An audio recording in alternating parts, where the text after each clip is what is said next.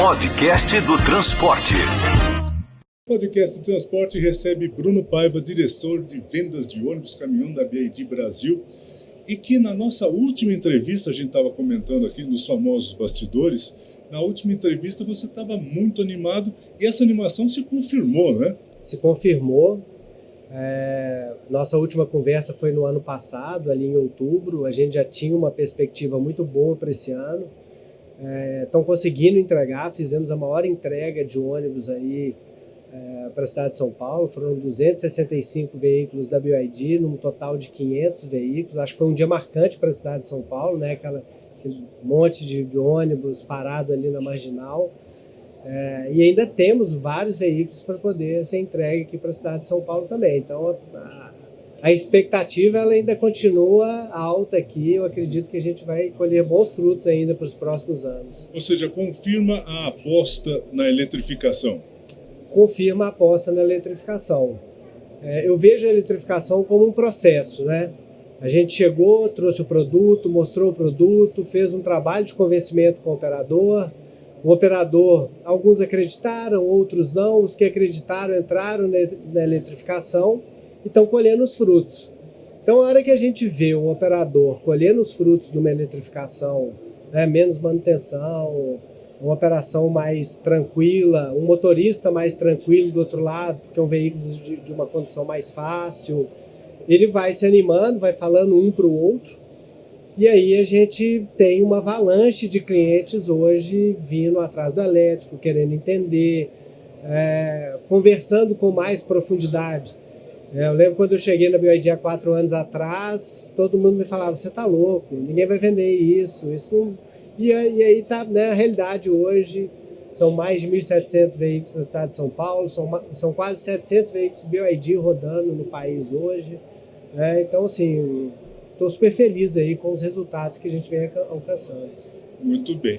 E a BYD tem lançamentos que vão na direção do consumo de ônibus e de ônibus elétricos em boa parte do país. Como estão indo as novidades da BYD? Pois a gente está lançando aqui na feira o BC12HF, que é um veículo piso alto. Ele vem equipado com as baterias Blade, com o 6 em 1 também, que é uma nova tecnologia, são 6 equipamentos em um só. Também com quase 1,5 toneladas a menos de peso do veículo anterior. Duas possibilidades de recarga, duas possibilidades de autonomia, 270 e 350, uma potência de recarga de 240. Então, assim, um avanço bem grande aí do que a gente tinha antes. E um veículo piso alto, que é o que hoje as cidades brasileiras mais demandam, né? Quando a gente vai olhar o Brasil aí, ou seja, quase todos os sistemas são dimensionados para veículo piso alto. Então, esse carro vem para atender esses sistemas e também o fretamento. A ideia é que a gente coloque esse veículo aí para poder atender o fretamento também. Tá certo. E aí a BYD ela olha para o mercado de um jeito assim, ok, chegamos na eletrificação e aí paramos, ou há esse investimento em novas tecnologias, resolvendo a questão das baterias, né, ajudando na questão das baterias. Como a BYD enxerga o futuro da eletrificação? Sempre há investimento. Eu acho que a tecnologia ela vai avançar cada vez mais.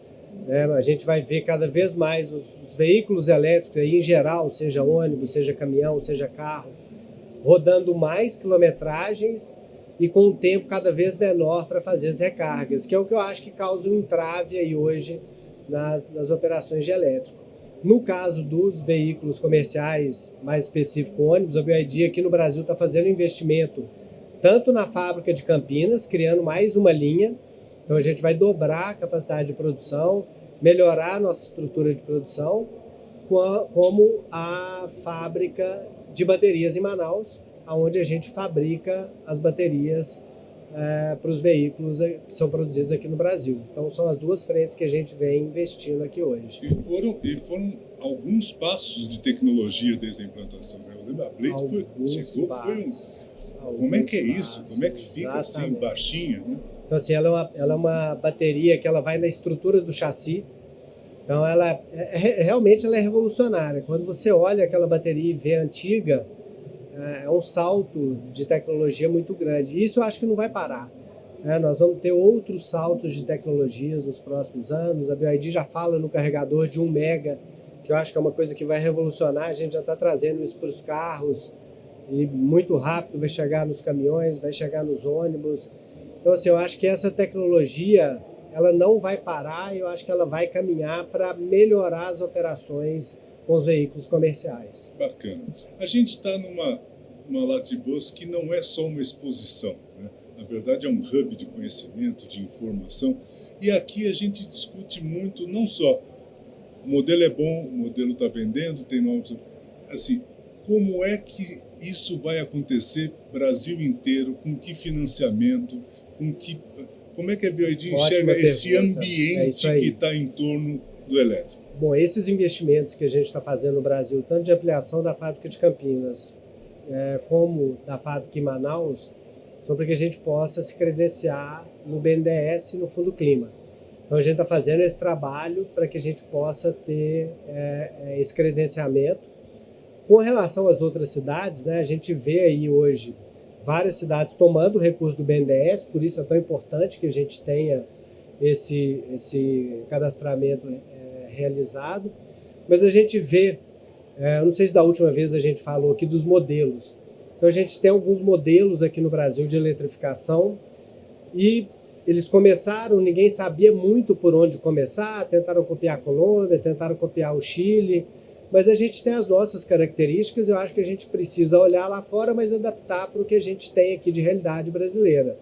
E o modelo de São Paulo vem se demonstrando um modelo mais robusto, que é o modelo de subvenção, onde a prefeitura entra com parte do dinheiro, o operador entra com parte do dinheiro, o operador faz a compra, faz a instalação dos carregadores, traz toda a infraestrutura para a garagem dele para poder fazer a operação dos elétricos.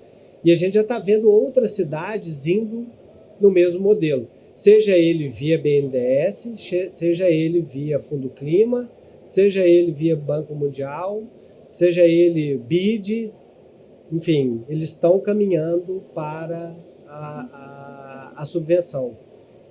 Já tem 2 cidades aí que estão com conversas bem adiantadas com relação à subvenção e provavelmente vai haver o subvencionamento para a compra dos elétricos lá, e eu acho que a gente vai começar a ver isso andar para outras cidades, o pessoal puxar isso e tornar isso, eu acho que o modelo padrão de venda dos veículos elétricos no país.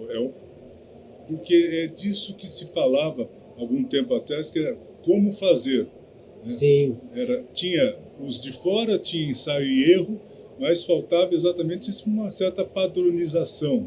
Né? Na verdade, a gente enfrentou muitos problemas, né? Foram infraestrutura de recarga, foi como fazer esse financiamento, a forma que seriam feitos os contratos, uma resistência muito grande ali para poder fazer essa mudança, que era tanto entrave que, enfim, eu falo que a gente remava contra a maré todo dia, e a gente conseguiu montar esse modelo e trazer esse modelo aqui para São Paulo. Então, assim, eu falo assim, se fosse só vender ônibus, era fácil, né? Então, assim, a gente, antes de vir para cá, estava tendo reunião com o banco ali para poder falar justamente dessa questão. Como é que a gente vai financiar? Como é que a gente vai trazer o operador para essa mesa e fazer com que ele fique confortável de tomar um risco para poder trocar a frota dele? Os bancos estão começando a entender isso também, ou seja, de colocar aí o ônibus como a garantia do empréstimo, não ter o medo de ter uma garantia que às vezes não tenha uma validade.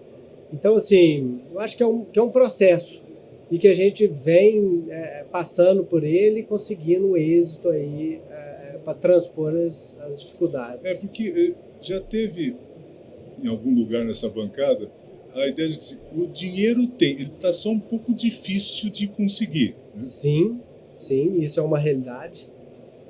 A gente tem um pouco de dificuldade.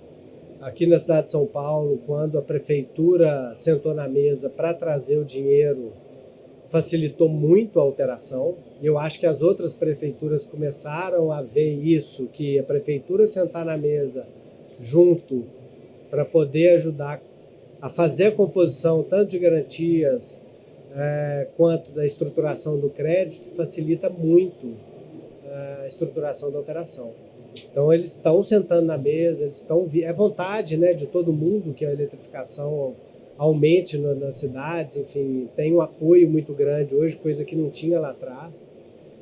Então acho que foi um processo, né? Eu estou aí na BYD há 4 anos, eu vejo que a evolução foi bem grande aí nesse período. E a coisa da regulação e da legislação, por exemplo, a gente está num tempo, quando eu comecei a fazer o podcast do transporte com Pelege, Adamo Bazzani, com a OTM, com a NTP, eu ouvia falar, marco regulatório, tá bom, é uma lei, é fácil, vai lá e aprova.